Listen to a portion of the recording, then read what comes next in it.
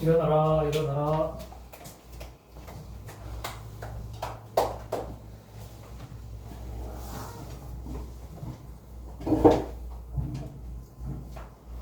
얘들아, 어려운 거 먼저 할래? 쉬운 거 먼저 할래?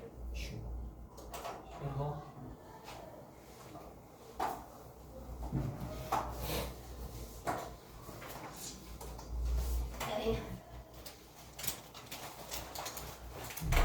얘들아, 중화사상 관련된 프린트 꺼내주세요.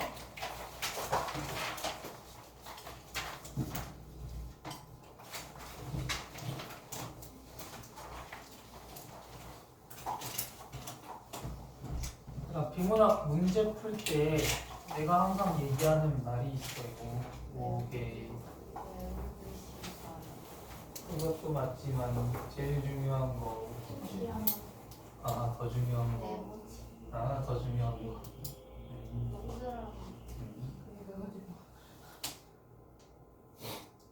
뭐 먼저 봐라? 문제 지금 말고 문제 먼저 확인을 한번 쭉 한 다음에 그 다음에 읽자고. 16번 보면요. 다음은 학생이 윗글을 읽는 중 작성한 독서 활동지래요. 학생의 활동 내용 중 가장 적절하지 않은 거. 이거는 근데 위에 내용을 알아야지 풀 수 있는 문제겠네요. 이런 거는 그냥 하고 넘겨. 보기 문제도 넘겨. 보기 문제 이런 거 문학에서는 보기를 무조건 먼저 봐줘야 돼. 왜냐면은 보기의 내용이 앞에 있는 본문의 내용을 전부 다 함축시켜 놓은 거기 때문에 보면은 도움이 되는데 비문학에서의 보기 문제는 내용을 담아놨다기보다는 그냥 이걸 보고 문제를 풀 수 있게끔 만들어 놓은 거라서 내가 본문 내용 이해하는데 크게 도움이 안 돼요. 물론 읽는 게 안 읽는 거보단 좋겠죠. 기억에서 니은으로 이해한 것으로 가장 적절한 거, 기억과 니은을 이해한 것으로 가장 적절한 거. 그러면 우리 문장 지문에서 뭐 먼저 봐야 돼? 뭐를 좀 더 중점으로 봐야 돼? 기억과 니은을 중점으로 봐줘야겠다. 이거 읽고 들어가는 거랑 안 읽고 들어가는 거랑 차이가 좀 있어요. 읽고 들어가면은 기억과 니은 딱 집어가지고 이거 정리해야겠다라는 생각이 머릿속에 드는데 안 읽고 그냥 들어가면은 안 들어. 그냥 이렇게 쭉 지나간 다음에 기억 뭐였지? 하면서 다시 올라가가지고 기억 찾고 있고 그렇단 말이야. 그러니까 한 번씩 읽고 기억 니은은 중심적으로 좀 정리를 해줬으면 좋겠어요. 보기 이것도 넘겨. 이거는 틀리지 마라. 이거 틀리는 거는 본인 어휘력에 조금 문제가 있다라는 소리거든요. 그래서 어휘력 향상 위해서 좀 노력을 해주셔야 돼요. 쌤 어떻게 할지 모르겠는데요. 그냥 저기 서점 가면은 그 고등 단어? 명단어도 아니야. 그냥 한국어 그런 어휘 책이 있어요. 어휘 책 있는데 그거 사서 읽거나 아니면 그냥 책을 많이 읽던지.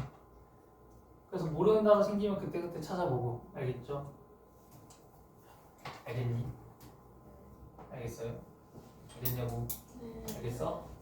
알겠어?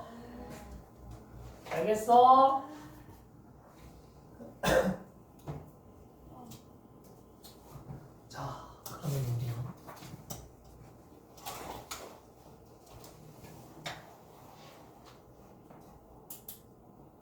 중화사상 이쪽 파트부터 한번 같이 읽어볼게요. 선생님이 체크하는 거 따라서 체크해 주시면 굉장히 감사하겠고요. 색깔 볼펜 있으면 색깔 볼펜으로, 없으면은 그 문단 부분 확실하게 해주세요. 알겠죠? 자, 먼저 중화사상 이 기억이네. 그쵸? 중화사상이 기억이다. 그럼 중화사상과 관련된 내용 어느 한 구석에는 무조건 정리해 놔야겠네. 이렇게. 중화사상과 관련된 내용 정리할 거야. 한족이 자신들의 세계의 중심을 의미하는 중화로 생각을 하고요. 주변국들이 자신들의 발달된 문화와 예법을 받아들여야 한다라고 생각했던 사상이래요. 그러니까 자신들의 세계의 중심을 의미하는 중화로 생각을 했고요. 그리고 주변국들이 자신들의 문화와 예법을 받아들여야 한다라고 생각했던 사상이 중화 사상이래요. 이 중화 사상에 대한 배경 지식은 여러분들도 있죠? 나 중화 사상 이번에 처음 들어봤다 손. 처음 들어봤어? 응. 그 중화 사상 중국이 보통 본인들을 세상의 중심이다라고 생각해가지고 중국인 거잖아, 그렇죠? 그래서 사람들 주변에 있는 국가들은 다 우리 문화를 받아들여야 돼, 우리 문화가 최고야, 너희들 문화 우리 거야, 막 이런 식으로 얘기하는 그런 것들 있죠. 이런 것들 다 중화 사상이라고 해요. 옛날에 조선은 중화 사상을 수용해서 한족 왕조인 명나라의 문화를 받아들이는 것을 당연시했대요. 그쵸? 조선은 굉장히 명나라와 친분이 깊었던 나라예요. 17세기 이민족이 세운 청나라가 중국 땅을 차지하였지만 조선은 청나라를 중화라고 생각하지 않고 누구를 명나라를 계속해서 중화라고 생각해서 명나라의 부활을 고대했대요. 당시 송시열이라는 사람이 나오네. 송시열은 오랑캐는 중국을 차지할 수 없고 금수는 인류와 한 부류가 될 수 없다 라고 얘기했어요. 그럼 여기서 말하는 오랑캐 누구? 청나라. 금수는 청나라. 그러니까 이 청나라 사람들은요 중국을 차지할 수 없다라고 얘기했고요. 금수 또한 청나라 그 짐승들을 의미하는 건데 사람이 아닌 금수라고 표현을 한 거예요. 인류와 한 부류가 될 수 없다라고 하였는데 이는 청나라를 공격하자는 북벌론과 청나라를 배척하자는 척화론으로 이어졌대요.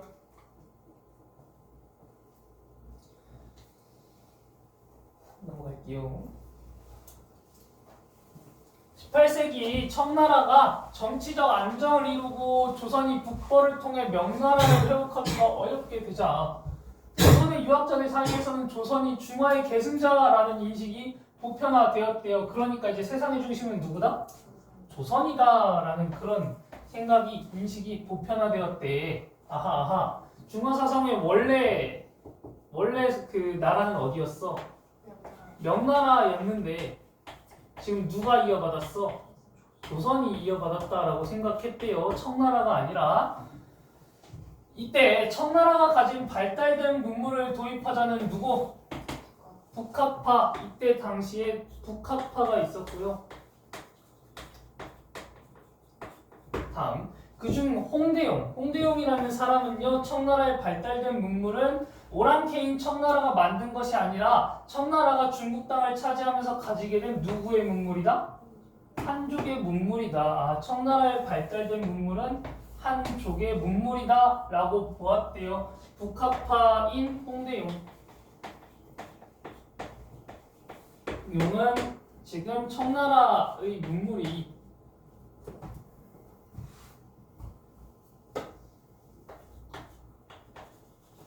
청의 문물이 누구의 문물이다? 한족의 문물이다.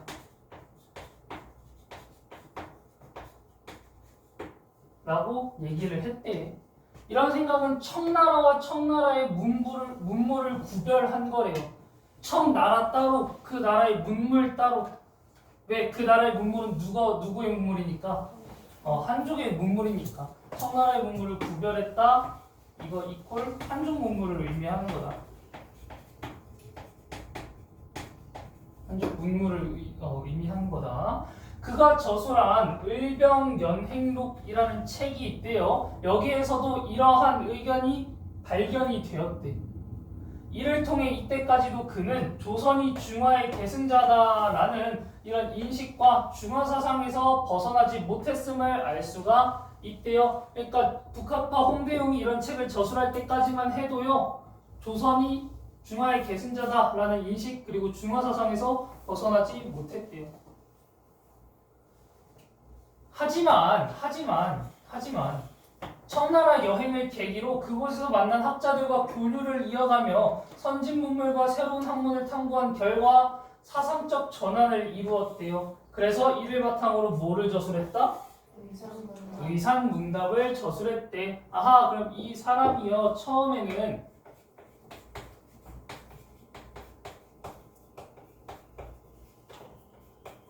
을병연행록을 저술했는데 이때는 중화가 누구다? 조선이다. 이런 식으로 중화 사상에서 벗어나지 못했는데 무슨 책에서 의사문답이라는 책에서는 인식이 바뀌었대요. 사상적인 전환이 일어났대. 그러면은 조선은 중화가 아닌가? 뭐 중화 사상과 관련된 내용에 대해서 사상적 전환이면 벗어났다라는 그런 의미가 드러나겠죠. 홍대영의 이런 사상적 전환을 잘 보여주는 것은 의상문답에 실려있는 지구설과 무한 우주설이래요. 지구설과 무한 우주설 이래요. 하늘이 둥글고 땅이 모나다라는 전통적인 천지관을 비판했고요. 천지관이라고 하면은 그냥 그 세계 있죠. 그 우주, 만물, 그리고 그것들을 바라보는 시각을 의미해요. 땅이 둥글다는 지구설을 주장하면서 그 근거로 일식과 월식을 이야기했대요. 지구설을 통해서 일식과 월식을 주장했대. 일식과 월식이 둥글게 나타나는 이유가 달과 우리가 사는 땅이 모두 뭐하기 때문이다? 둥글기 때문이다. 일식과 월식이 둥근 이유에 대해서 얘기하면서 기존의 천지관을 비판했더라.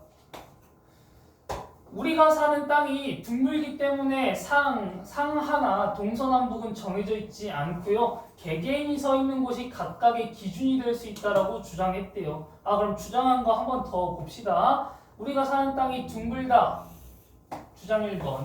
그래서 2번 상하나 동서남북이 정해져 있지 않다. 세 번째, 개개인이 서 있는 곳이 각각의 기준이 될 수 있다 라고 주장했대요. 그럼 이게 뭐랑 연결이 되겠어? 중화 사상을 벗어나는 데 도움이 되겠다. 왜? 중화 사상을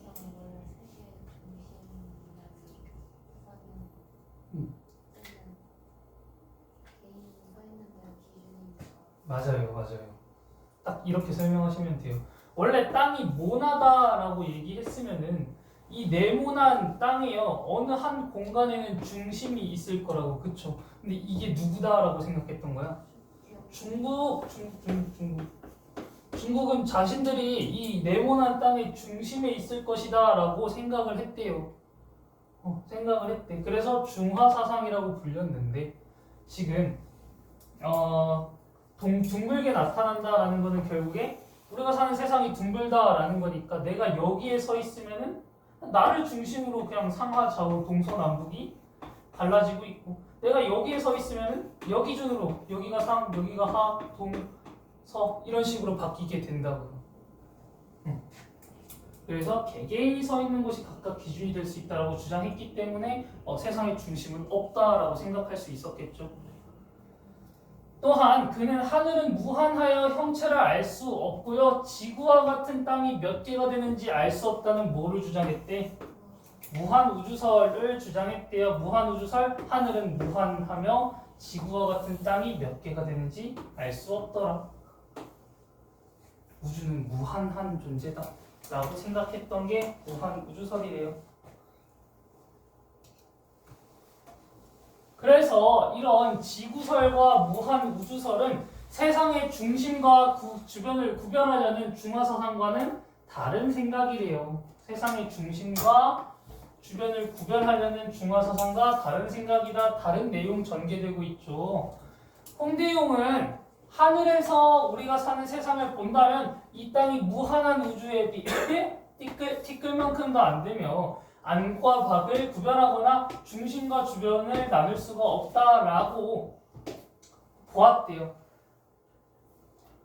무한한 우주에 비해 티끌만큼도 안 된다. 무한 우주설과 연관되어 있죠. 안과 밖 구별하기, 중심과 주변으로 나누기, 이거 지구설이랑 관련된 내용이니까, 그렇죠? 여기다 이렇게 적어주셔도 돼요. 무한 우주설. 그리고 이거는 지구설. 중국의 안과 밖을 구별할 수 없고 중화와 오랑캐라는 구별도 상대적이다라고 생각했대. 절대적인 기준은 없다라고 생각했대. 이에 따라 중화와 오랑캐로 여겨졌던 국가가 모두 뭐하다고?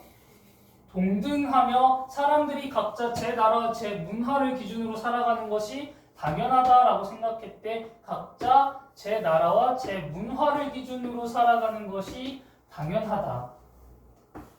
당연하다라고 생각을 했대요. 이러한 그의 생각은 모든 사람들이 중심이 될 수 있고 존재 가치가 있다라는 그런 생각으로 이어졌대. 모든 사람들이 중심이 될 수 있고 존재 가치가 있다라는 이 생각으로 이어졌고요. 이를 바탕으로 그는 당시 유교적인 명분을 내세우며 특권을 누리려고 했던 누구를 비판했다? 양반들을 비판했다. 양반 비판. 그러면은 지금 딱 이 두 개의 작품이 나왔어요. 그쵸? 두 개의 작품이 나왔는데 각각의 저자는 누구야? 둘 다 홍대용이라는 사람이야. 그쵸? 홍대용이라는 사람인데 그 이 두 개의 두 개의 저서에 자신의 의견이 다르죠. 뭐에 대한 자신의 의견이 달라? 중화 사상에 대한 자신의 의견이 다른 거야. 여기 가운데 중화 사상이 하나가 딱 껴있다라고 생각하시면 돼요. 그래서 을병연행록은 세상의 중심은 중국 그리고 조선이다. 명나라 그리고 조선이다. 근데 밑으로 내려갔더니 세상의 중심이 명나라가 아니라 청나라다라고 하면 맞아요? 틀려요. 세상의 중심이 없다. 세상의 중심은 상대적인 거다라는 그런 의견으로 바뀌게 됩니다. 그래서 양반들을 비판했고요. 또한 재주와 학식이 있는 자는 신분이 낮은 농부의 자식이라도 높은 관직에 오를 수 있어야 한다고 주장했대요. 그 당시 신분제를 비판했다라고 볼 수 있겠죠. 재주와 학식만 있으면은 당연히 관직에 오를 수 있어야 된다. 신분에 상관없이요. 어떤 국가와 문화, 사람도 각자 중심이 될 수 있고 존재 가치가 있다고 생각한 홍대용의 사상은 평등주의와 다원주의를 우리 역사에서 선구적으로 보여주었다는 점에서 뭐가 있대? 의의가 있대요. 그럼 이 글의 전체적인 흐름을 한번 봅시다. 전체적인 흐름. 먼저 중화 사상에 대해서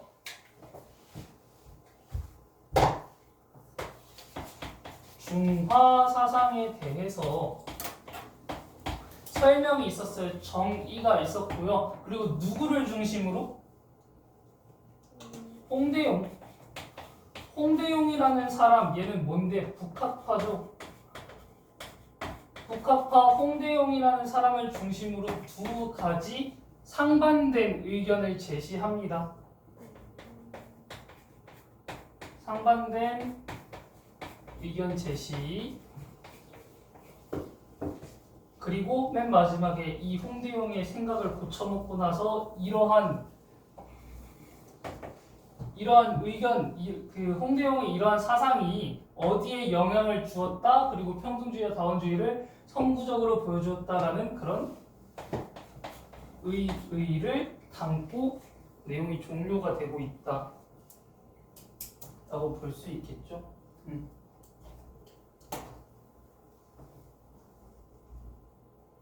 그럼 문제 한번 빠르게 풀어봅시다.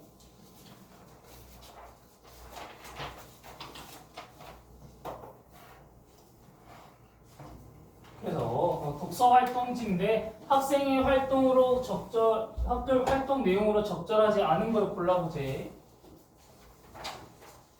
이 문단까지 읽고 내용을 정리하고 이어질 내용을 예측하고 확인하며 읽어보자고 하네요. 읽은 내용 정리하니까 청나라가 중국 땅을 차지한 후 조선에서는 북벌론과 척화론이 나타났대. 맞아요? 맞죠? 명나라가 망하고 청나라가 등장하면서 얘네랑 친하게 지내면 안 된다. 얘네 정벌해버려야 된다라는 북벌론과 척화론이 등장했어요. 얘는 아니겠고. 청나라가 정치적 안정을 이루고 북벌이 힘들어지자 조선의 유학자들은 누가 계승자다라고 생각했다고?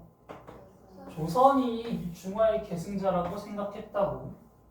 뭐 그래서 북학파 등장했고요. 등등등. 자, 이어질 내용 보면은 홍대용이 선진문물과 새로운 학문을 탐구하며 깨달은 점이 언급될 것이다. 여기서 깨달은 점이 뭐였어? 지구설이랑 무한우주설 설이었는데 지구설은 뭐였어? 일식과 월식을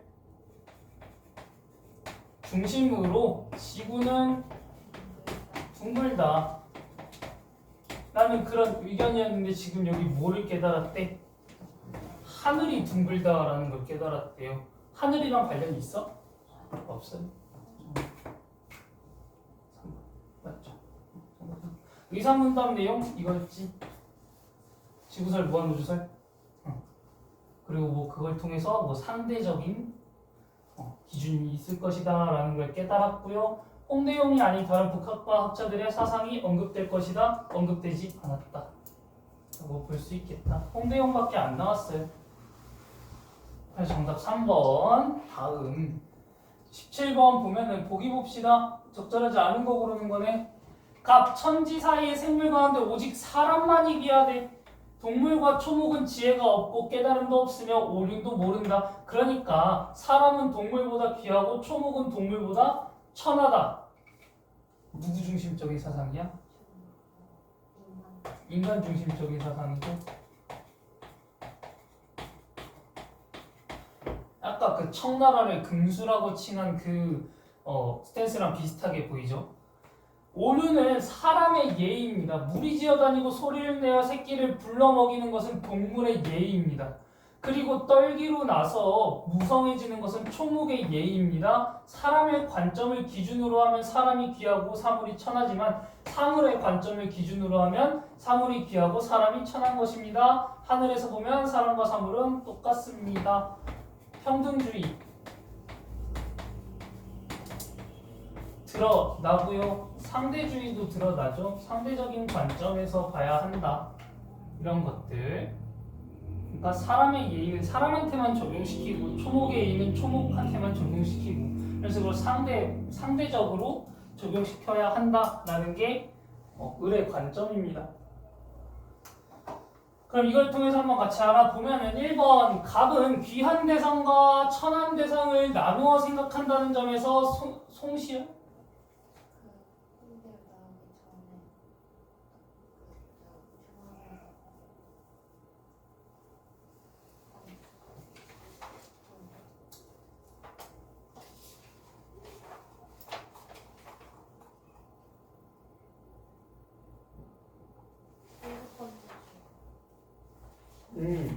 이 송시열이라는 사람이랑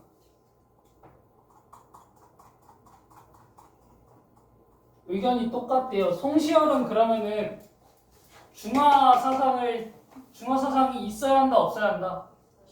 중화 사상이 있다, 실존한다. 그러니까 우리는 누구를 따라야 한다? 중국 그 명나라를 따라야 한다라고 얘기했던 사람. 그러니까 송시열이랑 공통점이 있겠다. 결국에 귀천이라고 하죠. 귀하고 천하다. 귀천은 있다라고 생각한 사람이니까. 그럼 송시열의 관점에서는 누가 귀한 거야? 사람? 명나라. 명나라. 뭐 사람이죠. 명나라를 제외한 그 청나라 이런 애들 다 금수, 오랑캐로 칭했으니까. 다음. 갑이 동물보다 사람을 높게 평가한 것은 신분이 낮은 농부의 자식이라도 높은 관직에 오를 수 있어야 한다는 그런 생각으로 이어질 수가 있대요. 아니죠.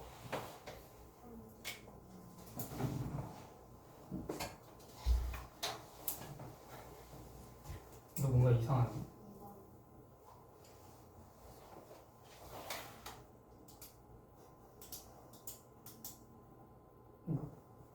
정답은 2번이고요.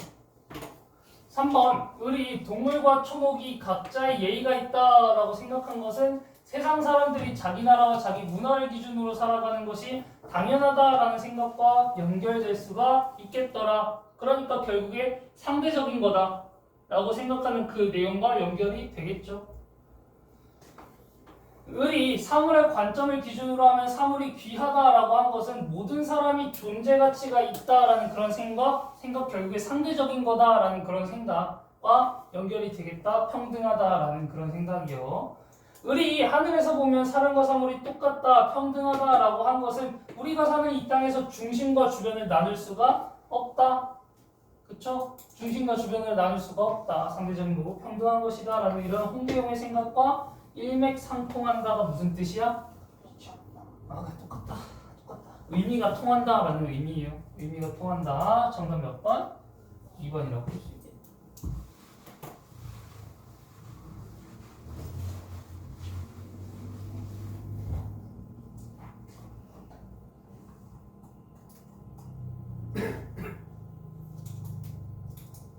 기억과 니은을 이해한 것으로 적절한 거. 기억은 뭐였어?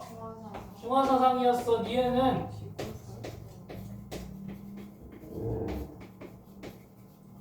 자 한번 봅시다. 기억은 니은을 통해 조선의 중심사상으로 자리를 잡았대. 중화사상이 지구서를 통해서 전혀 다른 얘기죠. 기억과 니은은 청을 오랑캐라 여기는 생각의 근거가 되었다. 청을 오랑캐라고 여기는 생각의 근거는 뭐만이었어? 중화사상이었어요. 오히려 지구설도 사실 아니죠. 그냥 없다. 다음 기억은 북벌론의 바탕이 되었고요. 니은은 척화론의 바탕이 되었대. 북벌론과 척화론은 같은 입장이야. 얘랑 얘는 같은 입장이야. 북학파 이거랑 헷갈리시면 안 돼.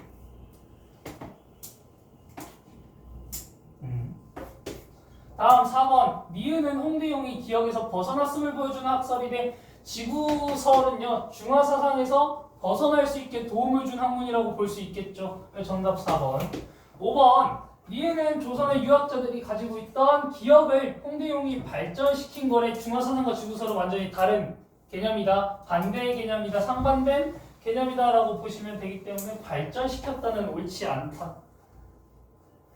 다음 19번 보시면 보기는 심화학습을 위해 조사한 자료래요. 가와 나에 대해서 보인 반응으로 적절하지 않은 거.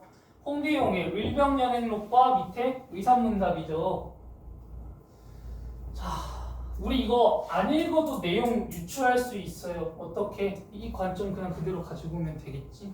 결국에 여기서는 중화사상 명나라 최고야 라고 얘기하고 있을 거고 여기는 세상은 중심이 없어 라고 얘기하고 있을 거라고. 읽어봅시다. 중국 의관이 변한 지 이미 100년이 넘은지라 지금 천하에 오직 우리 조선만이 오히려 명나라의 제도를 지키거늘 중화사상의 계승자가 누구다? 조선이다. 이런 얘기하고 있는 거죠. 청나라에 들어온 이 무식한 부류들 청나라를 무식하다라고 표현하고 있다. 우리를 보고 웃지 않는 사람이 없으니 어찌 가련치 않겠는가? 청나라 사람들도 가련하다라고 얘기하고 있네요. 슬프다. 번화한 문물을 오랑캐에게 맡기고 100년이 넘도록 회복할 방법이 없구나. 그럼 계속해서 중화의 계승자는 조선이다. 중화는 명나라뿐이다. 이런 내용과 통하겠다. 다음 나와 보시면요. 피와 살이 있으면 다 똑같은 사람이고 에서부터 벌써 뭐야? 상대주의인가 평등주의라고 볼 수 있겠죠.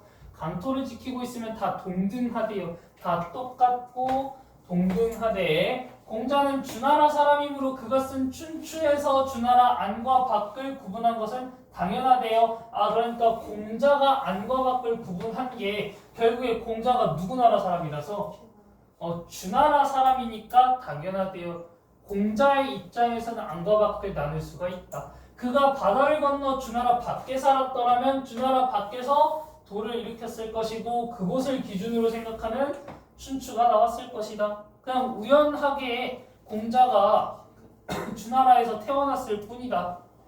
다른 지역에서 태어났어도 똑같은 내용을 얘기했을 거고 그 나라 중심으로 안과 밖을 설정했을 것이다 라고 얘기하고 있는 거죠. 그래서 적절하지 않은 거 한번 골라보면은 청나라를 오랑캐라고 말하고 있는 것에서 홍대용이 중화사상을 가진 적이 있었다는 것을 확인할 수 있겠다. 그쵸? 오랑캐. 조선만이 명나라의 제도를 지킨다는 것에서 홍대영이 조선을 중화의 계승자라고 생각했었음을 알 수 있겠죠. 번화한 문물을 오랑캐에게 맡겼다고 한 것에서 홍대영이 청나라가 가지고 있는 문물을 구별하려 했음을 확인할 수가 있겠죠. 다음 춘추에서 주나라 안과 밖을 구분하는 것이 당연하다라는 것에서 중국 안과 밖을 구별하려는 홍대용의 생각이 드러난대요. 중국의 안과 밖을 구별한다라는 것은 무슨 사상과 관련이 있다? 중화 사상과 관련이 있다. 굳이 중국이 아니었어도 주나라가 아니었어도 다른 나라였어도 똑같이 행했을 거고 똑같이 그 나라 안과 밖을 구분했을 것이다. 상대적인 것이다 라고 얘기하는 거기 때문에 정답은 4번이 되겠다. 5번 공자가 주나라 밖에 살았더라면 그곳에서 도를 일으켰을 것이라는 부분에서 중화와 오랑캐의 구별이 상대적이라는 거 맞죠? 정답 4번.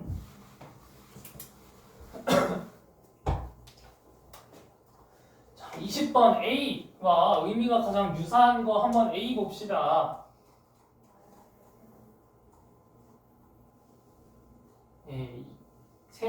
이민족이 세웠다, 이민족이 건국했다라고 보시면 되겠죠. 이거랑 관련된 거 가장 유사한 거 뭐 있어? 1번 회사를 세웠다, 회사를 창립했다. 국가를 세웠다랑 똑같은 의미죠. 1번. 국가의 기강을 바로 세워야 한다, 바로 잡아야 한다 의미고요. 구체적인 방안을 세웠다. 구체적인 방안은 계획했다라고 보시면 되겠고요. 두 귀를 쫑긋 세우다. 이거는 그냥 귀를 열었다. 귀를 기울였다. 열었다. 도끼날을 잘 세워야 도끼날을 잘 날카롭게 해야 라고 얘기할 수 있겠죠. 이런 거 틀리면 진짜 안 돼. 진짜 안 돼. 그러면은 여기까지 중화사상 하고요. 우리 다음 지문으로 넘어가 볼게요.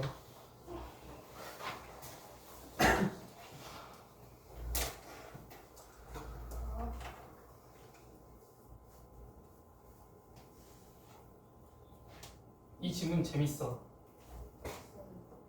정리하면서 보기 딱 좋은 지문이에요. 쌤이랑 같이 정리합시다. 알겠죠? 자, 먼저 실어증이라는 것에 대한 설명이 나오겠다. 실어증이란 뒤에는 그럼 정의가 나옵니다. 후천적인 뇌손상으로 인해 언어의 표현과 이해에 장애가 발생하는 것이다 라고 정의가 나와요. 근데 여기서 또 등장인물이 나오죠. 1865년 프랑스의 외과 의사 누구? 브로카는요, 좌뇌의 전두엽과 측두엽 사이가 손상되어 나타나는 그런 실어증을 발견했대요. 그래서 이 부위를 뭐라고 지칭했대? 브로카 영역이라고 명명했더라. 그리고 이곳이 손상되어 나타나는 증상을 브로카 실어증이라고 하였대요. 그러면 선생님은 여기에다가 적었어. 여기 옆에다가. 선생님 일단 여기다 적을게요. 첫 번째 실어증의 정의에 대해서는 그냥 맨 위에다가 정리하시고요. 정의가 있었고 그 다음에 누구? 브로카 그냥 B라고 썼어요. B라고 정리해도 돼. B. 브로카는 좌뇌의 전두엽과 측두엽 사이가 손상되어 나타나는 그런 실어증을 발견했는데 이 부위를 뭐라고 했다? 브로카 영역이라고 했다. 그리고 이것이 손상돼서 나타나는 증상을 브로카 실어증이라고 했대.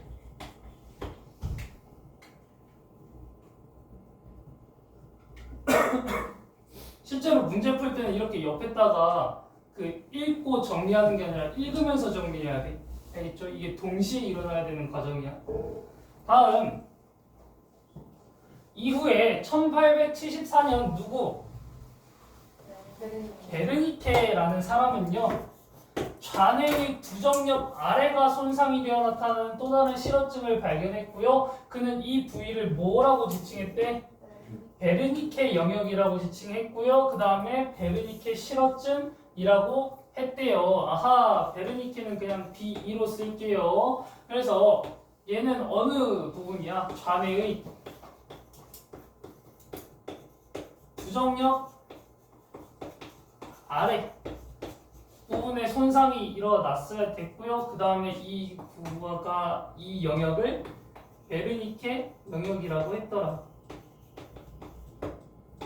그리고 여기서 일어나는 실어증을 베르니케 실어증이라고 했고요.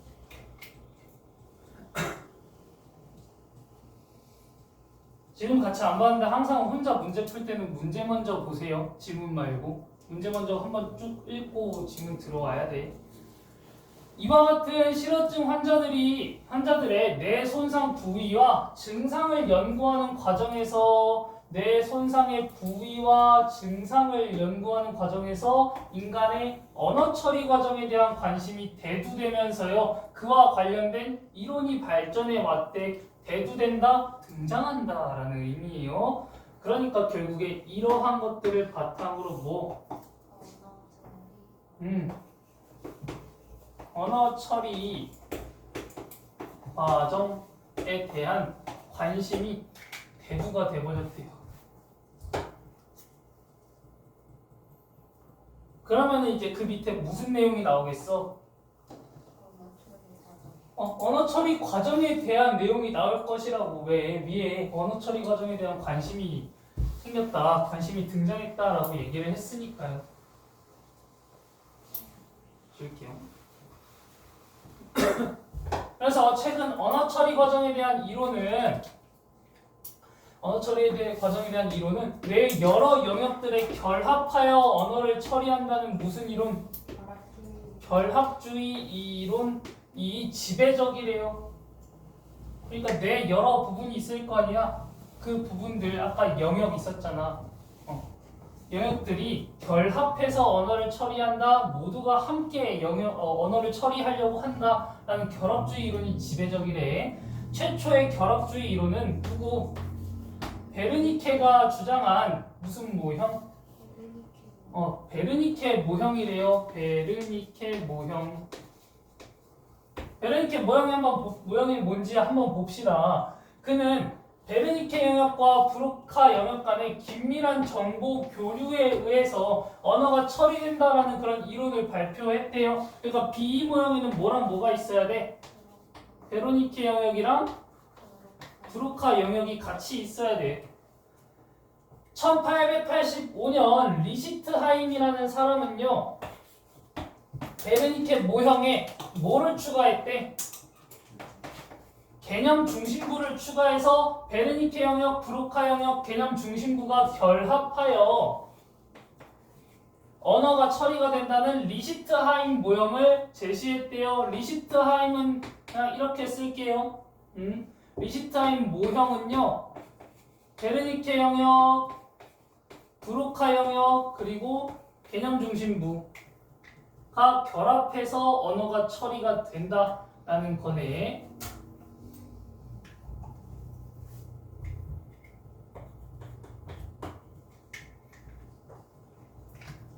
그에 의하면 베르니케 영역은 일종의 뭐라고? 머릿속 사전이므로 단어가 소리의 형태로 저장되어 있는 언어 중추래요. 단어가 소리의 형태로 저장되어 있는 언어 중추이고요. 다음에 브로카 영역은 단어를 조합해서 문장이나 발화를 생성하는 그런 언어 중추래요. 그리고 개념 중심부는 의미를 형성하거나 해석하는 그런 언어 중추라고 합니다. 이거 정리해주면 좋겠죠? 베르니케 영역은요, 단어를 무슨 형태로? 소리의 형태로 저장하는 역할을 하고요. 브로카 영역은요, 단어를 어떻게 해? 단어 플러스 단어를 해서 뭐를 만든대? 문장이나 발화. 발화를 생성해낸대요. 개념 중심부는 의미를 해석하는. 의미 형성 및 해석. 이런 식으로 의미 형성 및 해석 하는 그런 언어 중출 것이래요. 리시트하임 모형은 베르니케 영역, 브로카 영역, 개념 중심부를 꼭지점으로 하는 그런 삼각형 모양으로 만들었대. 삼각형 모양으로 베르니케 영역, 브로카 영역, 개념 중심부 영역으로 만들어냈대요. 베르니케 영역에서 어디로 간대? 개념 중심부로 가고요. 그리고 개념 중심부에서 브로카 영역으로는 일방향적인 정보가 이동하는데 브로카 영역과 베르니케 영역 간에는 뭐 어떻게 된대? 쌍방향으로 간대요. 쌍방향. 그러니까 일로 갈 수도 있고 여기로 갈 수도 있다라는 거야.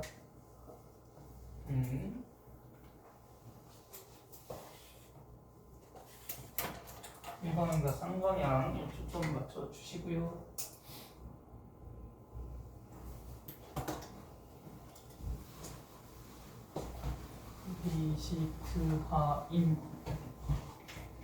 리시트하임은 자신의 모형을 바탕으로 이 리시트하임 모형 저거를 바탕으로요 뇌에서 이루어지는 듣기와 말하기 과정을 다음과 같이 설명했대요.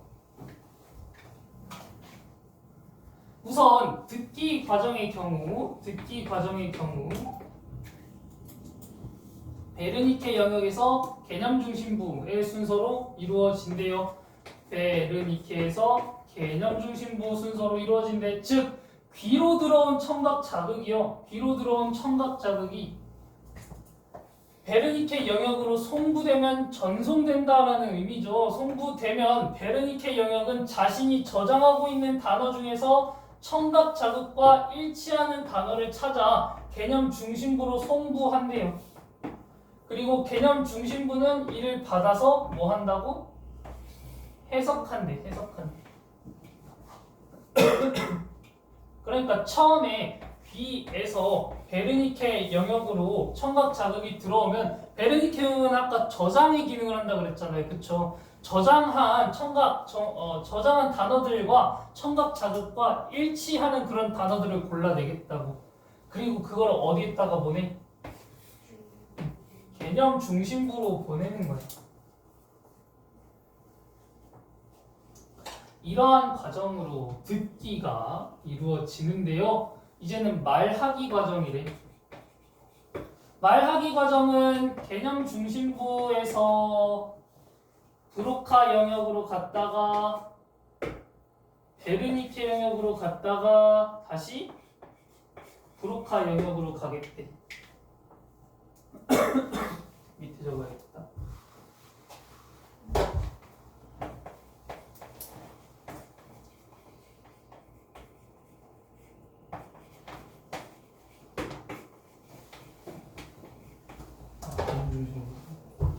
말하기는 개념 중심부에서 브로카로 갔다가 베르니케로 갔다가 다시 영역으로 가는 브로카 영역을 2번 거치는 복잡한 순서로 이루어진대요. 2번. 이게 왜 가능해?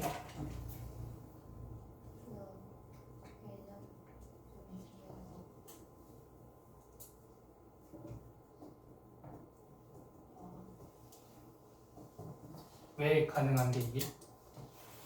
브로카 영역과 베르니케 영역은 쌍방향으로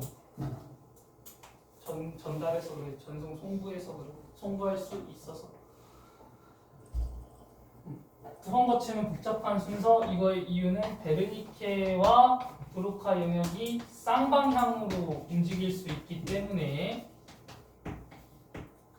그래서 먼저 개념 중심부에서 말하고자 하는 의미를 형성해서야 아까 전에 여기서 말한 의미 형성 기능으로 말하고자 하는 그런 의미를 형성해서 브로카 영역을 거쳐서요. 베르니케 영역으로 이렇게 송부가 되겠대. 이렇게 거쳐서 송부가 되겠대. 그러면 베르니케 영역에서는요. 이에 해당하는 저장해놨던 그런 단어들을 찾아서요. 다시 브로카 영역으로 송부하고요. 브로카 영역에서 이를 조합해서 어디로 간대? 문장이나 발화를 조합해 버리겠대요.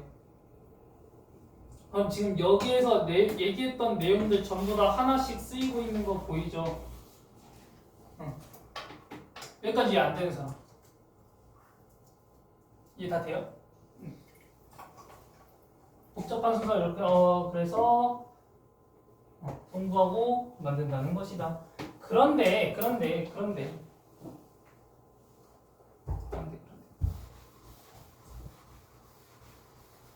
실제로 말하기 위해서는 뭐가 필요하대? 발음기관을 움직여서 소리를 만드는 과정이 필요하대. 발음기관의 역할이 빠졌다라는 거야. 발음기관의 역할이 없어. 그의 모형에는 그러한 과정이 드러나 있지가 않대요. 또한 개념 중심부를 새롭게 추가하였으나 그것의 정확한 위치를 규명하지는 못했다라는 뭐가 있어? 한계가 있더라. 한계. 이후에 실어증 환자들에 대한 연구가 발전됨에 따라요. 뇌에서 언어를 담당하는 중추가 추가로 발견되었대요. 그럼 뭐가 사라지겠어? 개념 중심부가 사라지겠지. 왜? 그것의 정확한 위치를 알 수가 없었으니까. 그래서 이를 토대로 게슈윈드라는 이 사람이요. 베르니케 게슈윈드 모형을 새롭게 제시했대요. 그러니까 베르니케 게슈윈드 모형을 새롭게 제시했는데 그는 리시타임의 모형에서 개념 중심부를 제외하고요. 운동 영역과 각회를 언어 중추로 추가했대. 그럼 이거 두 개만 있는 거야? 또 뭐 있어? 그쵸. 브로카 영역과 베르니케 영역은 여전히 살아있는 거야. 그 다음에 운동 영역, 각회를 언어의 중추로 추가했다고 합니다. 끝까지 해? 아니면 잠깐 쉬어? 쉬어요? 여기까지 내용 정리 다 됐어요? 내용 정리 다 됐으면 잠깐 쉬었다가 3분의 수업 다시 시작하겠습니다.